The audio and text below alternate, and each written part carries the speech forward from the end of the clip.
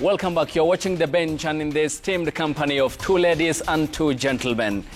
A microcosm of Kenya's young voices amongst the growing call for good governance in the country in 2024 and have been years in the making. On my far right is Tatiana Gisheru. She is digital advocate and has been part and parcel of the team that has been pushing for the reforms on these streets. Lovely to have you. And many thanks for gracing us. Mohammed Abdullahi, law student, also joins us this evening on the bench. Mohammed, thank you for your time. Grace Bahati is the member of County Assembly, Cheleni Ward in Machakos County, also joins us on the bench this evening. Grace, thank you. And Philip Pande, Youth Inclusion Advisor, has also joined us this evening here on the bench. Many thanks for your time, ladies and gentlemen. A lot to talk about, starting in Kenya, in Uganda, in Tanzania, and in the world, given, of course, your expertise and wealth of knowledge in the political economy of the world. First, Grace, I begin with you. Your view of what's happening in the region, generally your reflections in Jumuiya, the elections in Tanzania, what's happening in Uganda and also in Kenya. So first of all, thank you so much for having me. I think I will start today's conversation by expressing deep concern and regret over the escalating situation that's in Tanzania. I read a report by The Guardian that said approximately 700 people are dead in Tanzania. That's really bad, considering that the elections happened on October 29th. So if that is true, then that's around 100 people dead per day, just because of speaking up for themselves. So I think we should look at this with grave concern. If you look at Uganda, we have a very strong armed, stronghold government that's there. You can say that suppression there, or dissent rather, is a bit suppressed over there. Yeah. But I urge that as we look at Kenya, let's not sigh in relief, but rather ask ourselves, which direction really are we headed in? I think now is the time for governance that is consolidated, that is youth-powered and youth-centered as well. People who are ready to listen to young people and their grievances. Because when you see young people come out in such a way, it's because they feel they are not being heard, and they feel the only way that they can be heard is by taking to the streets. So I really hope that we can continue to uphold democratic principles, continue to uphold the freedom of speech. The issue of media and internet shutdown in Tanzania is also gravely alarming. Also, I'd like to draw attention to the disappearances of Nicholas Oyo and Bob Njagi. So as we are seeing this rise of transnational activism in the region, it's also coming with a worrying trend of transnational repression. And I think that's more that we can talk about as the show continues. Yeah. But it's time for young people definitely to claim their future, not just because it's promised, but it's something that we actually have to wake up and claim for ourselves. Yeah, and Mohammed, is transnational activism in the region the medication to what we are seeing as the rise of strong men and women, and also the authoritarian turn that we are witnessing in Jumuiya? One, Ayub, the whole region becoming more repressive, the whole region becoming more authoritarian, an election victory of about 98%. It's laughable, in all honesty, and it's interesting. Is transnational activism the way or the solution? I doubt it. I think there's things to emulate from across borders in each region. There's things to emulate from what happened in Kenya in 2024. That hasn't just been stuck within the region. It went across the globe in Nepal, in Madagascar, in Bangladesh. All those Gen Z protests. However, I think a lot of the change that the people in Uganda or the people in Tanzania want to see in their country must come from within that country. It must be spoken by the people within that country.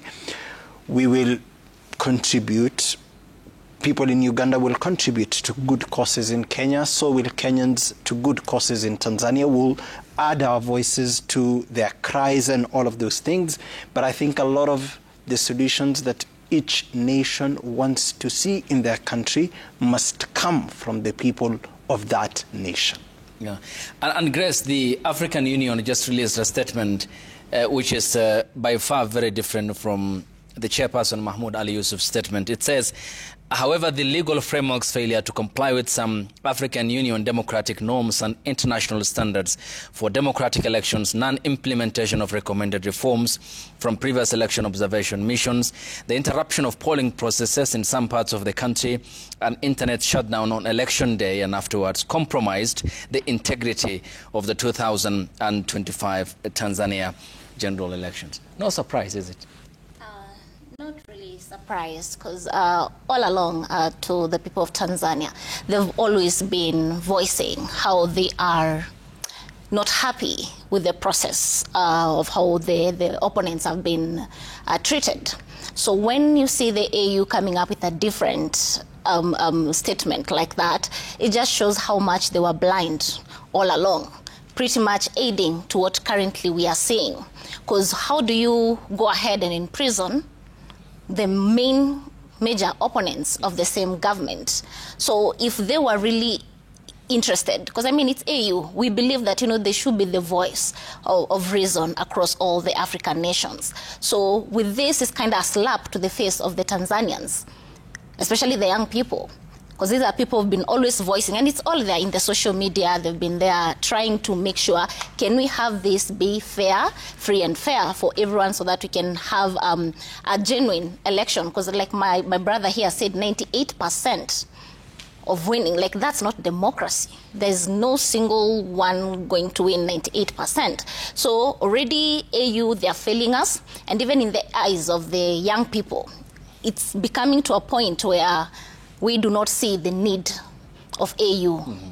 Even when we keep on doing the bidding of, the votes and all that, AU is where we are right now. They're not doing justice to Tanzania. And also, we are not even sure whether they'll even do justice to Uganda. Even us, as we are coming, the next 18 months will be literally on the ballot. Mm-hmm. Will they be there as a voice of reason when such things happen? So, to be fair enough, this is a slap on the face of Tanzanians and the rest of African countries. Yeah. Philip, should the region be concerned with the developments in the aftermath of the Tanzanian elections and what seems to be a very underpinning environment in Uganda that isn't free either ahead of the elections in 2026? 26 rather. Mm-hmm. Well, I thank you for having me tonight, and I must say that what's happening in Tanzania is a direct contrary or a contravention to what the African Union is implementing. As we speak today, the Pan-African Youth Forum 2025 is ongoing in Djibouti, and mark you, the theme is reparative justice, the participation of young people in reparative justice. In East Africa, we're talking about repression and, standing in the way for the young people. There is this common joke around the East African community that it's quarterfinals Tanzania 2025, semifinals Uganda 2026, and then we're going to have the grand finale in Kenya in 2027. Such talk and such anticipation should tell something to the heads of states in East Africa and should tell the East African community one thing. While the world has made some advancements, and I particularly refer the community to the resolution in 2022 at the General UN Assembly, where they passed the resolution to create the UN Youth Office for the first time in the history of the United Nations. In 2023, subsequently, they appointed Dr. Felipe Paula from Uruguay to occupy that office in the capacity of Assistant Secretary General in charge of youth affairs. So then the UN moved from representing the youth voices from the youth envoices to as an SG, Assistant General Secretary position. Now, come to Africa, then we are looking at the creation of the youth division at the African Union. But at the East African community, we do not have any such thing that mentions the youth at the commission, at the community level and at the departmental level, so that there is no singular department or institution in East Africa and community today that talks about the advancements of the youth, interest, education. We have such a huge crisis, and Uganda and Tanzania should be even more careful. While you talk about a young African continent. 3 of the 10 youngest populations are in East African community, and that's Uganda, that's Somalia, that's Tanzania. So with an average, a median age of about just 17, and with about 52% of the population of of Tanzania being being under 18, there is quite a huge stress on their population. And so is Uganda, which has about 55% of their population under the age of 18. Kenya invests more in education than Uganda, than Tanzania, than the rest of the East African community members. But look at the challenges that we have here. Tanzania is just number 21 out of the global population, or the global nations in terms of their population size. Hugely young people. If they don't deal with this immediately, it's going to compound. It's going to affect the integration of the East African community. And as we know it, Uganda should be careful, and Kenya should be careful in 2027. Yeah, and mind you, Nigeria, Egypt, and Ethiopia all account for plus 100 million people. So cumulatively, that's 350 million people we're talking about. Absolutely. 3 nations alone.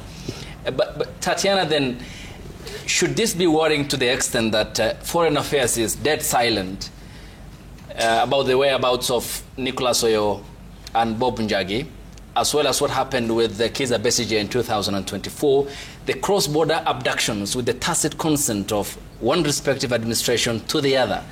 Beneath the political waters, it seems there is concurrence and correspondence on the part of those in leadership who are nodding their heads in agreement to what's happening, is it? It's very frightening. I think at the core mandate of having a Ministry of Foreign Affairs, having an embassy in another country, is to protect the interests of your nationals abroad. I always say that that could never happen to an American citizen anywhere. We give the government the power because we expect them to have our backs in return, to look out for us. So in the case where Kenyans have disappeared in Uganda or in Tanzania, like happened in May of this year with Boniface Mwangi and Agatha Atuhaire, and hearing not a word, from the Ministry of Foreign Affairs, not a single condemnation, I think it's very worrying. And when we talk about the African Union, when we talk about the EAC, how can we count on these institutions to uphold democracy when the leaders of these institutions, the heads of state in these institutions, seem not to uphold democratic principles themselves? We are literally telling young people every day that democracy in Africa is not a promise, it's a performance. And so when you talk about even low voter registration turnout, the question is, why aren't young people coming to register to vote? The question is actually, why should they believe their vote matters? Because every time we stand up for ourselves, every time we speak out, whether in our own country or in another, there's fierce repercussions for it. So what is going to make us believe that our vote matters, our voice matters? So it's a very worrying trend, and I think young people now, the trend that we are witnessing, especially with youth uprisings, it's people being pushed against a wall and not feeling like they have any other option. And we really have to sympathize with young people. What other option do they really have? Even in Tanzania right now, what is going to happen? We saw Kenyans trying to cross the Namanga border to help. That to me is such a powerful show of people's power and solidarity. People saying, we are sick and tired of having a few people decide for our futures, and we are the majority. If you look at even how leadership is constituted in Kenya today, in Kenya, youth account for over 70% of the population, approximately. I don't even think we reach 10% in government or in public service, So it's not even just about putting young people in power just for the sake of, but having leadership that thinks of young people, that listens to young people when we have something to say, and that doesn't repress young people's voices. Yeah, and Mohammed, there's certainly a predictable way out of this crisis, especially in our context. It's through the ballot. It's the constitutional mechanism that we can get rid of the leadership that we don't want. Certainly, it wasn't the case, Mohammed. This question to you and Philip and to Grace and to Tatiana as well. It wasn't the case, if you all recall, what Mohamed Bouazizi did in Tunisia and setting himself ablaze, which kick-started the Arab Spring in 2010. But you look at the numbers the IEBC registered, in the past few weeks, and it's only paltry 90,000 young Kenyans who have registered. It points to a direction, is it, of having a crisis, but there seems to be stagnation in not moving forward to resolve that crisis. Yes, Ayub, and sadly so. One, I partly agree with the statement that there's a predictable way out of it, and which is just the ballot. I think the action of that young Tunisian man is also a way out of it. What the people in Nepal did is also a way out of it. What the people of Bangladesh did is also a way out of it. The ballot is probably not the only way out of it. However, that is one of the options that we have. So why are young people not turning up to vote and to take their ballots and to register themselves as voters? I really do not have a definitive answer. I also wonder, but I think it is cumulative of reasons. One, in that people are they've lost hope, really. There's a lot of lost hope that regardless what the outcome will not be one that delivers the decision or what we want out of it. We do not see that this is the way to get the change that we want. Also, there's a lot of activities, there's a lot of civic education that needs to be continuously done before the rollout of the voter registration process is done. That wasn't done as well as it should have been done. IEBC just went and announced that we've started voter registration. Yes, but there's a lot of process and civic education and ensuring. There's a lot of claims that people don't even have the IDs, a prerequisite to register as a voter, that access to their national identification cards aren't being issued as fast and as efficiently as they should be issued. So I think there's multitude of factors of why they're registering those low numbers. Part of it, I think, is a lost hope. I want to try and respond a bit more to the first question that you asked me. And just as Tatiana says, there's a solidarity of the people. But as you also say, there's a solidarity of those in power within Jumuiya. If you see the two preliminary statements, one that came out of SADC and the other one that came out of EAC, SADC calling this election in kind terms a sham. The one from Jumuiya, lackluster, nothing really. It says nothing in 10 or so pages. It says nothing meaningful. So what they are doing, those in power, is that they're helping each other repress dissent and everything else. Kizza Besigye was abducted from the suburbs of Nairobi, of course with the express authority of those in government. A Kenyan and a Ugandan were tortured and left for dead somewhere in Tanzania. But a Tanzanian also, regardless of the efforts of the government to prevent him from attending the funeral of Baba, crossed that border and came. So there's a solidarity of those at the top to try and ensure that they repress those voices. But there's a better and far stronger solidarity of people. So what you're calling transnational activism is indeed solidarity of East Africans people, ensuring that they call out the mistakes of those on the other side and that they add their voice and support to the cries of their fellow East Africans. Yes, Chris. Just to expound on that, one of the things, being elected as a young person, that's a win for me. And that's the reason why I keep on telling young people it's very important for you to come out. Register yourself. Make sure those who want to vie for seats, please come out and vie for these seats.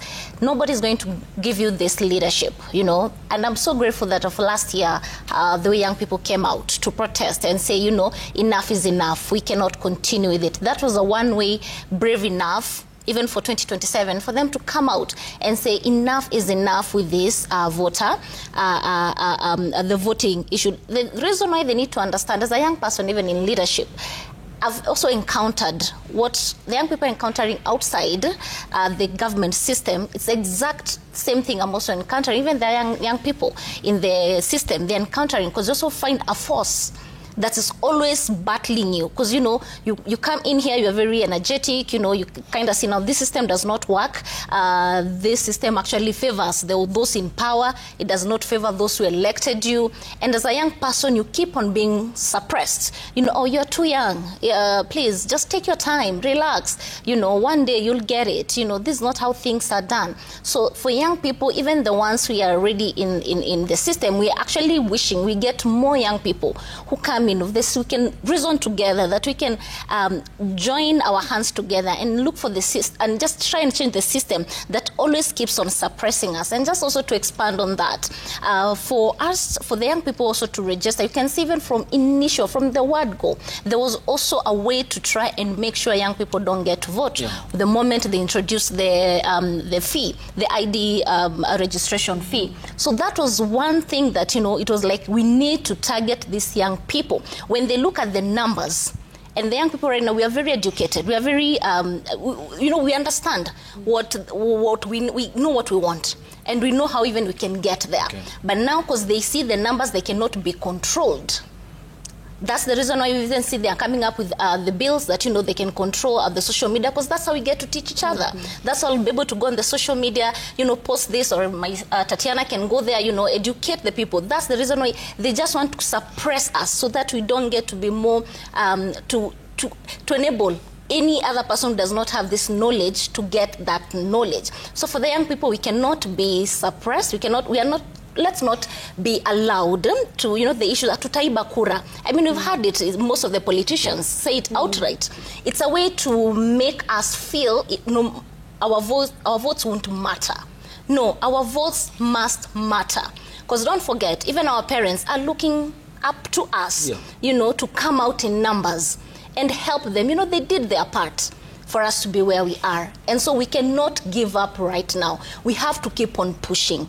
So just to, even the issue of just the border, one of the things we have as Kenyans, our, how do I call it? Like our democracy, we are almost breaking through. But there is that system, there's this age gap, or there is this people who have always benefited with suppressing us. And that's the reason why they keep on pushing us. The other thing about our foreign affairs, honestly, if you ask me, and majority of Kenyans can agree, our foreign affairs relationships, it's in the gutter as a nation. Okay. How do we have someone, we call ourselves a democratic country, and yet we have people who are fighting for democracy in their countries being arrested, you know, being abducted actually, and literally transported to other countries. So that's one of the things that the young people, and even Kenyans, are seeing and feeling that there is no hope. But as young people, we cannot give up.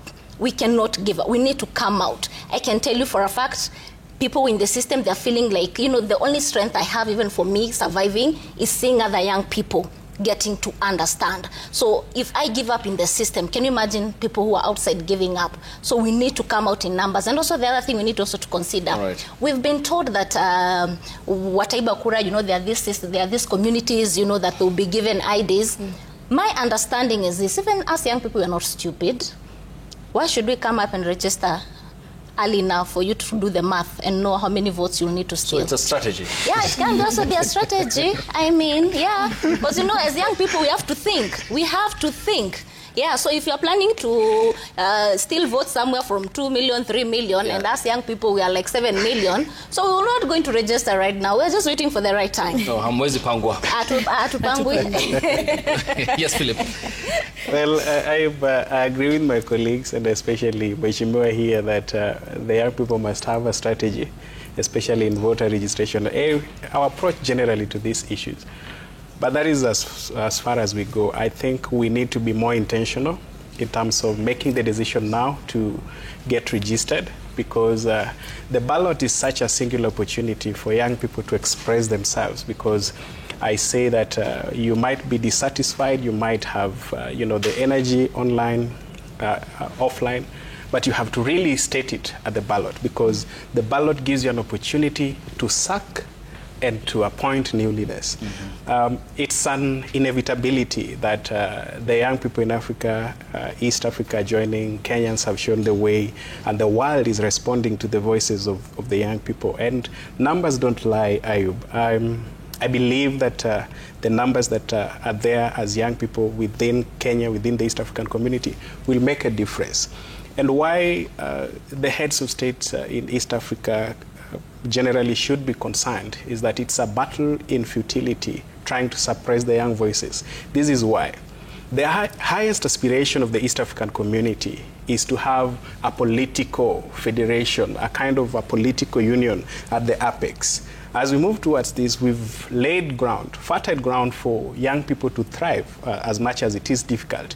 That with the common higher education area framework, you can come and study with the qualification authority working with the Inter-University Council.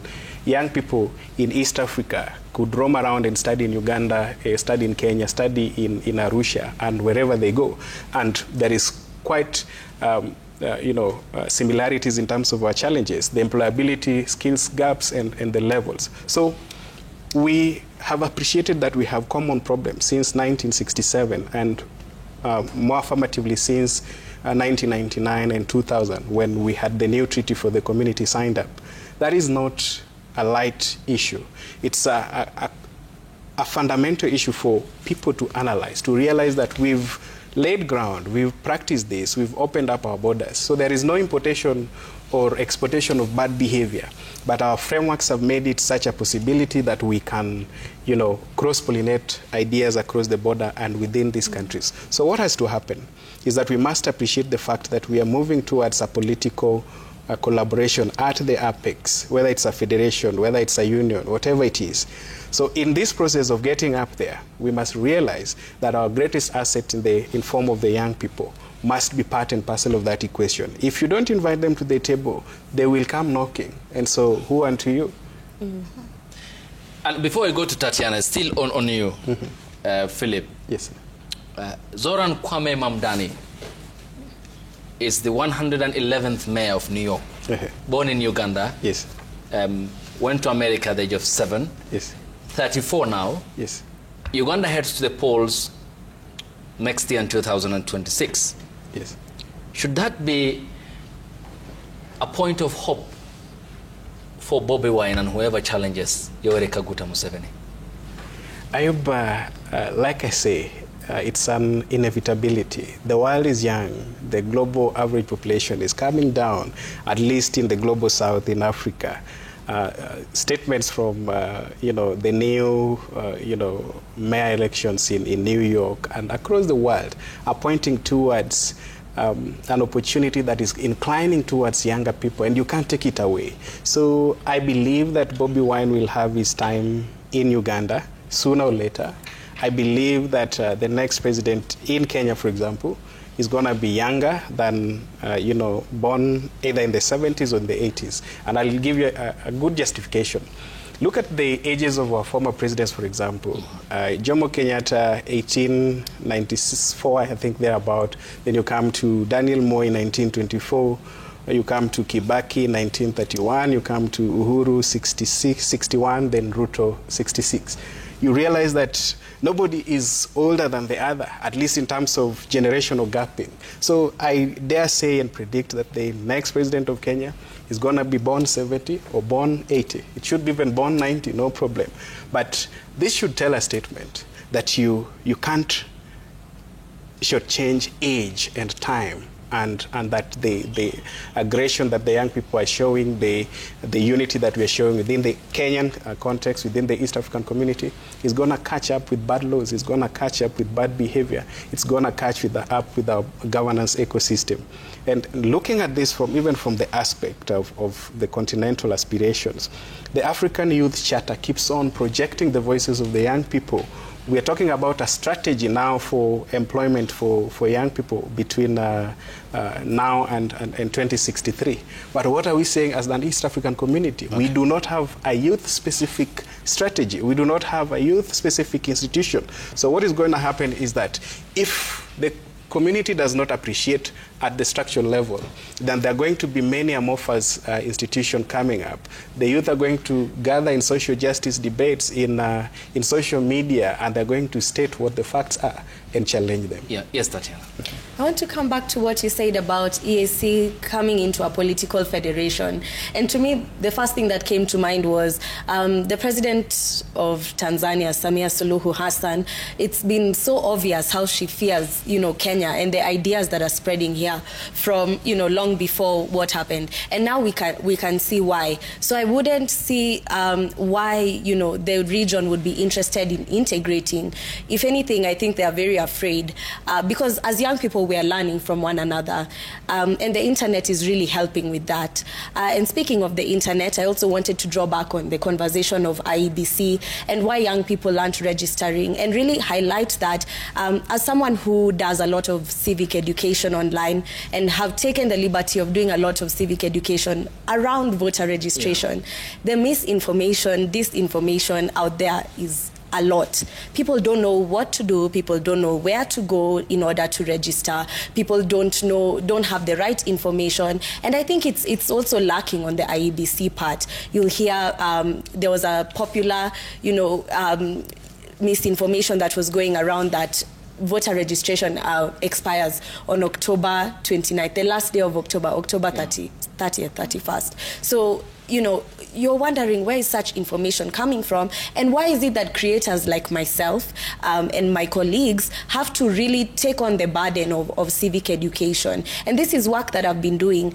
When bills are introduced, you find out about them either when they've been passed or there's not sufficient civic education that's done surrounding the bill. Bills are released and we are all supposed to somehow speak, legalese. So it's a lot of burden to bear on those of us who are just waking up every morning to try and make Kenya a better place. So when you see also these internet shutdowns in other countries, it doesn't really show me that the region is looking towards integrating, that the region is looking towards sharing ideas. Young people are very disenfranchised in this region, from unemployment to, if you are employed, you're probably underpaid, or you're probably even using your own money to go to work every day. You're not paid, but you're getting experience or an internship or something like that. So even as we blame government for the youth issues in Kenya today, even employers, we need to also just look at ourselves and say, how am I treating the young people in my organization? Am I looking at this person like an adult who is deserving of their own source of income? The other thing I wanted to talk about, and I think Grace has spoken so well and as such an inspiration, is that we also need to be propelling young people into the political space, because every time we are advocating, participating, but when are we actually going to be at the decision-making table?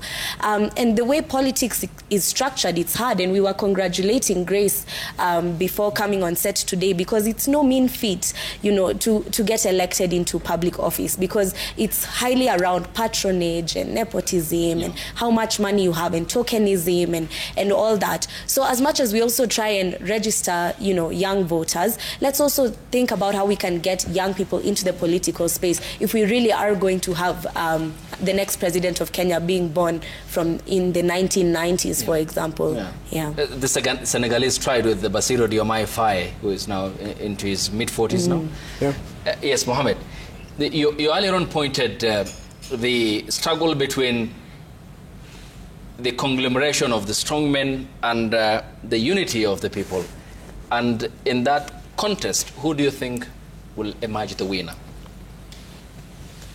I dare predict the future. It's the people, Ayub. It's ultimately the people. It's always the people. It's always the people. It might take longer than anticipated. It might take a few years. It might not happen tomorrow. But ultimately, the will of the people will prevail. Because what the people stand for are the ideals or the grounding of human society. What the people want is a fairer society. What the people want is to be represented equally. What the people want is to be able to send their kids to school. Very simple things, but things which are at the core of humanity and the success that everybody wants out of their lives, out of their countries. So they might be succeeding now in holding Kiza Besigye. They might also be succeeding in holding Nicholas Oyo and Bob Njagi. They might have Sorry? Tundu Yes, Lissu, yeah. Tundu Lissu as well. They might have succeeded in punishing Boniface Mwangi and Agatha Tuhaire, but ultimately the people will prevail. The people prevailed over Idi Amin. The people will also prevail over Mama. The people prevailed over Daniel Arap Moi. People will prevail over Yoweri Museveni and any other person who tries to take that route. Yes, Chris. Yeah, I think for me, when you look at just especially our East African region, to be honest, I think when you look how they operate, all of the leaders, you tend to see they do exchange notes on how to conduct the countries in terms of how to manage the young people.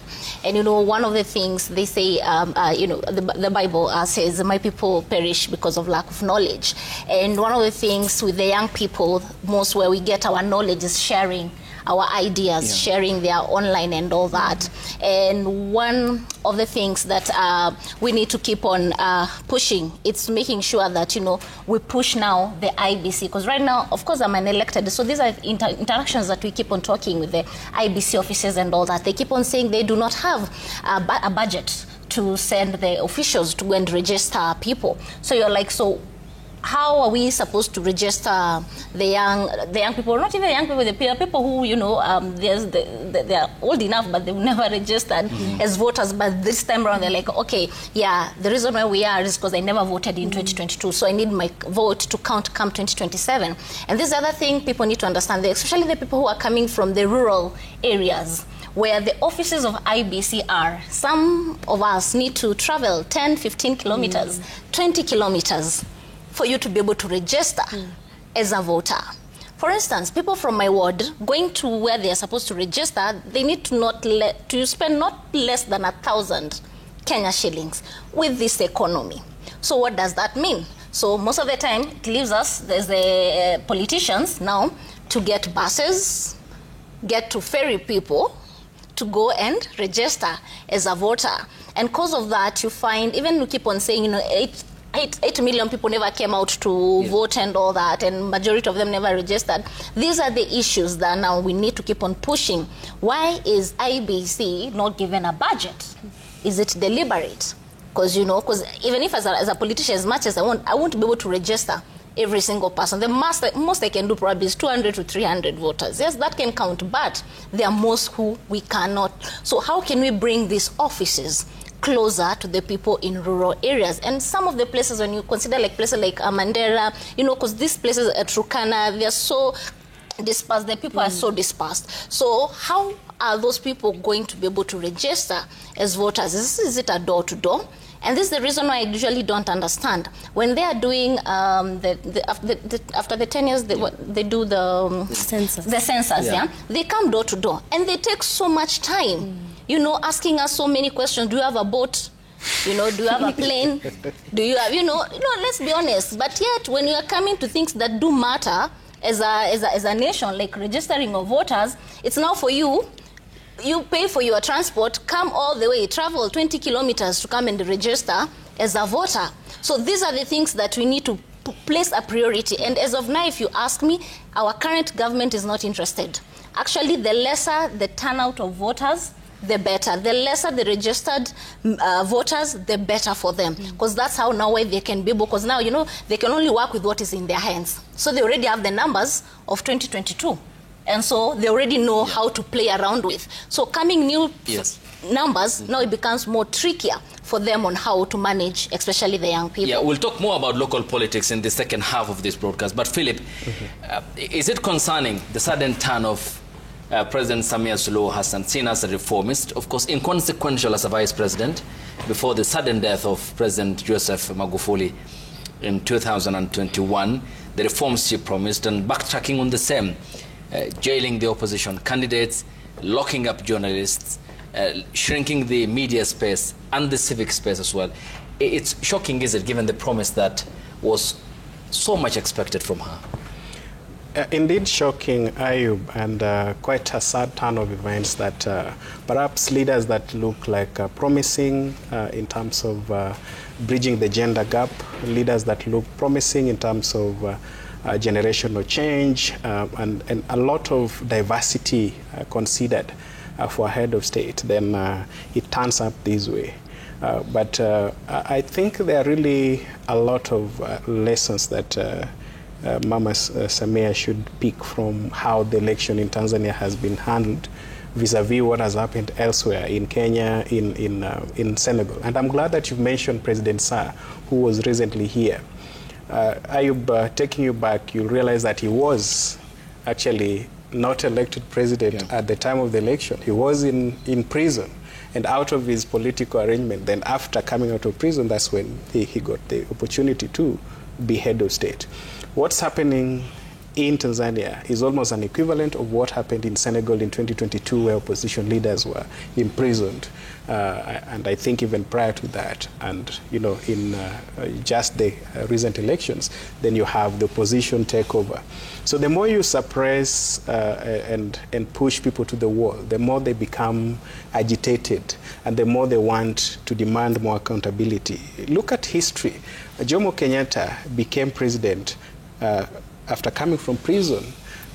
Nelson Mandela walks out of prison and becomes president. And there are many, many cases, and history is replete of these evidences. So why is it difficult for leaders, a modern day leader today, who has intelligence, who has social media, and who actually can conduct an opinion poll in their living room and realize that they're not as popular as the impression they get from their political advisors and everybody, to do the right thing? So I think it's a sad call, but East Africa has to reform, not just by word, but by deed.